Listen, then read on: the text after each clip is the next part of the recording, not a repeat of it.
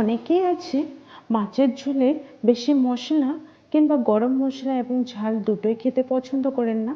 তাহলে আজকে আমরা একদম জিরে গুঁড়ো দিয়ে পুরো রান্নাটা ব্যবহার করব, কোনো আদার্স অন্য মশলা ইউজ করব না, এবং ঝালও খুব কম হবে এবং বয়স্ক থেকে বাচ্চা প্রত্যেকে খেতে পারবে।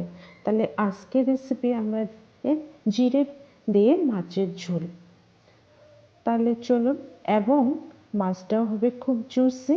তাহলে চলুন শুরু করা যাক আজকের রেসিপি মাছের ঝোল।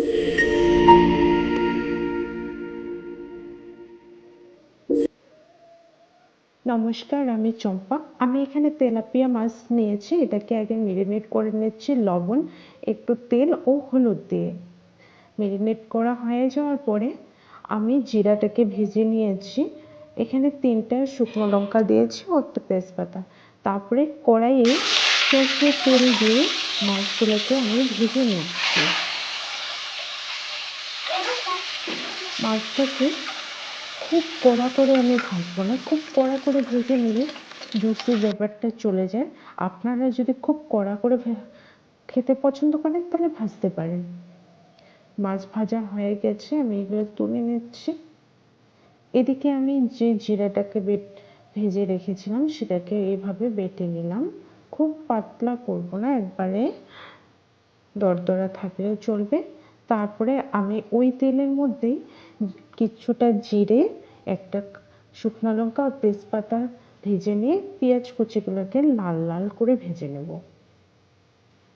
পেঁয়াজটা যাতে তাড়াতাড়ি ভাজা হয়ে যায় তার জন্য আমি সামান্য লবণ ব্যবহার করতেছি।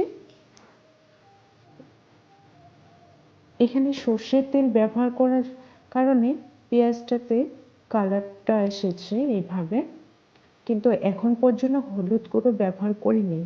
যখন পেঁয়াজ থেকে তেল ছেড়ে দিবে ওই পর্যায়ে হলুদটা ব্যবহার করলে কালারটা খুব ভালো আসে। তারপরে সব মশলা থেকে তেল ছেড়ে দেওয়ার পরে আমরা এখানে গরম জল ব্যবহার করলাম। জলটা ফুটে উঠলেই আমরা মাছটা দিয়ে দিচ্ছি ভেজে রাখা।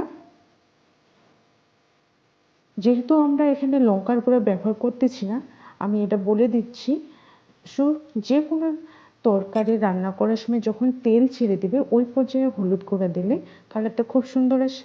তারপরে এখন উপর থেকে আমরা যে জিরে গুঁড়াটা রেডি করেছিলাম সেটা দিয়ে দিচ্ছি এবং কাঁচা লঙ্কা কিছুটা ছড়িয়ে দিচ্ছি গোটা গোটা। এতে এর শুধু ঘ্রাণটা আসবে এবং ঝালটা আসবে না। এতে একটা খুব সুন্দর সেন্ট আসে। দেখুন আমাদের মাছের ঝোল একবারে রেডি। কত সুন্দর দেখতে দেখাচ্ছে এবং কি লোভনীয় লাগতেছে। মাছের ঝোল থেকে তেল ছেড়ে দিচ্ছে, আমরা এটাকে তুলে নিয়েছি। কতটা লোভনীয়! এইভাবে কম মশলা দিয়ে রান্না করলে এবং খেতেও অনেকটা জুসি হয়। এতক্ষণ আপনার ভিডিওটা আমার দেখার জন্য আপনাদের অসংখ্য ধন্যবাদ। আর ভালো লাগলে লাইক করতে ভুলবেন না। Thank you.